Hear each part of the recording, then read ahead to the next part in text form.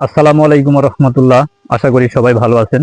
আমাদের দেশে তেল বীজ হিসেবে সরষা বীজ অন্যতম। এর প্রাকৃতিক গুণাগুণ অতুলনীয়, এর স্বাদ অতুলনীয়। সরিষার তেলের ইলিশ ভাজা তো খেতেই মজা, এটা আপনারা সবাই জানেন। এর ফুল মানুষের দৃষ্টি আকর্ষণ করে, মনোমুগ্ধকর।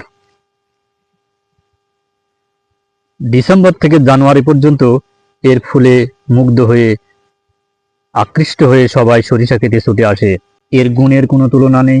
ফুল হতে মধু আহরণ করে। এই মধু উৎকৃষ্ট মানের মধু, যা রোগের মহা ঔষধ হিসেবে কাজ করে থাকে।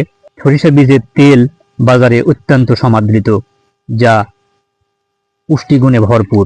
এর খোলটা অত্যন্ত অত্যন্ত উর্বর করে জমিকে এবং শক্তি এনে দেয়, যা থেকে উদ্ভিদ গ্রহণ করে তরতাজা হয়ে ওঠে।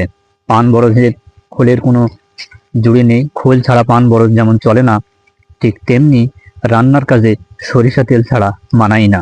এই সরিষা প্রাকৃতিক সৌন্দর্য বৃদ্ধির একটি অন্যতম।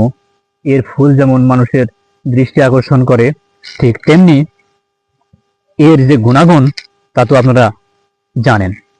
তো এই সরিষার তেল ব্যবহার করবেন, সুস্থ থাকবেন। এতে ক্ষতিকারক উপাদান নেই বললেই চলে।